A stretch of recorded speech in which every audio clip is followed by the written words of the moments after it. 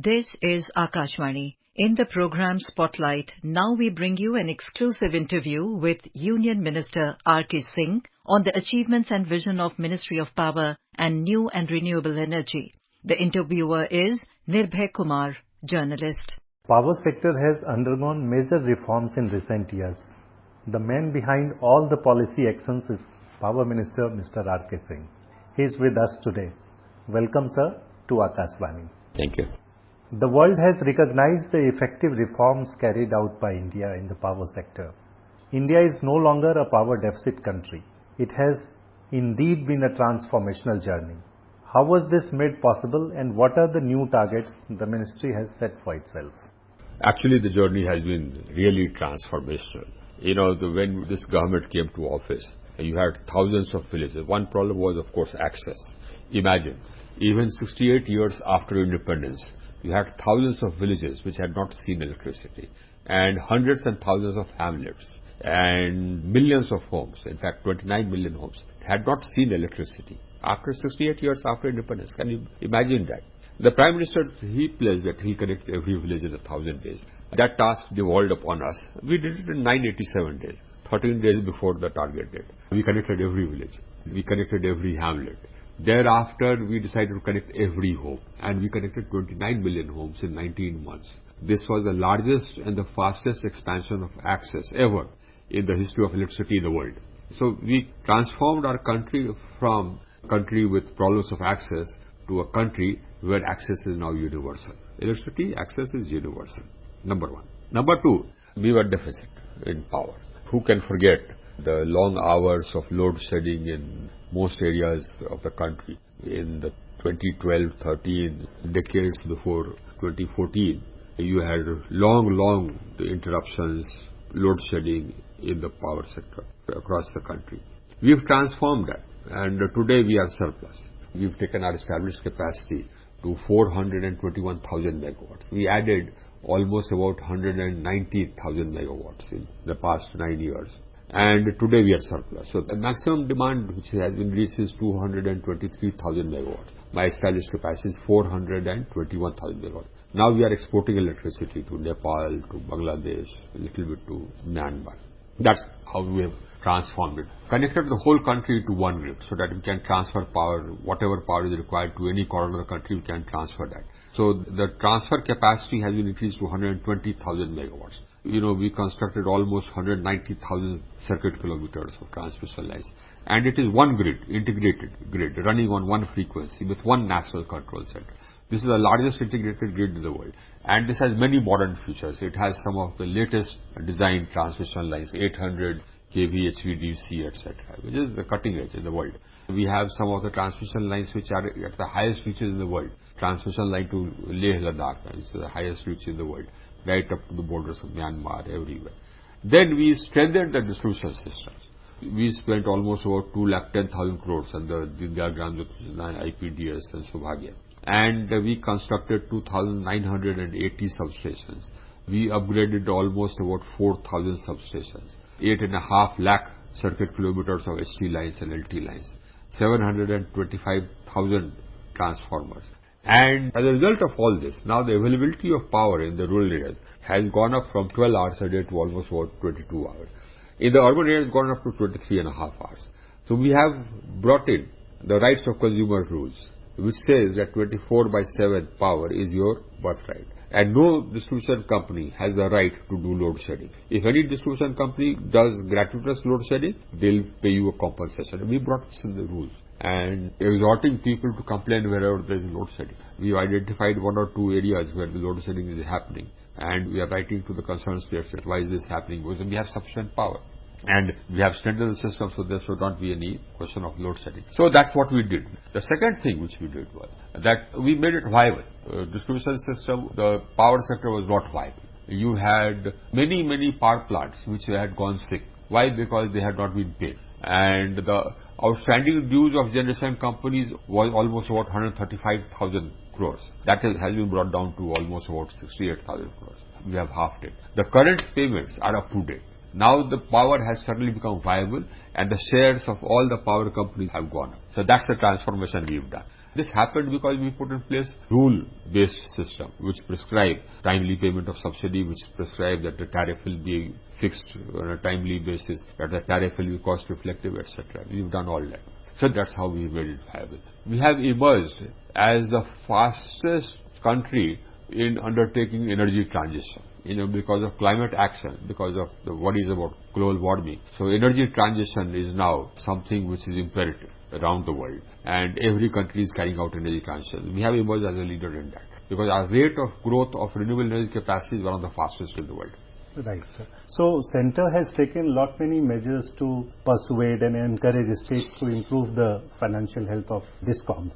Are you satisfied with the progress made so far? Absolutely, absolutely. Encouragement is one thing, but we've now made it mandatory that number one, if you have announced subsidy, you must pay the money for that on time. We've made it compulsory, otherwise there will be penalties. So similarly, we've said that okay, the tariff must be updated regularly, otherwise you will not get any assistance from any of our schemes. You will not get any loan from PFC or REC. So we made it all conditional, and as a result of all this, what has happened is that the AT&C loss has come down from almost 22-point-some% to 16.8%. We've reduced the AT&C loss by 6%. We have reduced the ACS-ARR gap. The gap between average cost of supply and the average revenue realized has come down from 68% to 15%.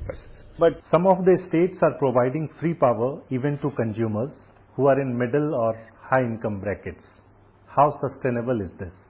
Now, this is actually very short-sighted, what these states are doing. And in fact, all these states who have announced free power and are giving free power, some are giving 100 units free power, some are giving 200, some are giving 300 units. Now, I have no problems with that as far as the power sector is concerned. You can give free power to everybody, but free electricity is not free, so somebody has to pay for it. You don't want the consumers to pay, then you have to pay for it. That means the state government has to pay for it. They don't pay from their pocket, they pay from the budget. So that also is public money. We have to pay from it. So I put in place systems which has made this mandatory, that if you have taken power, you must pay for it, otherwise the power will switch off. So my system is working.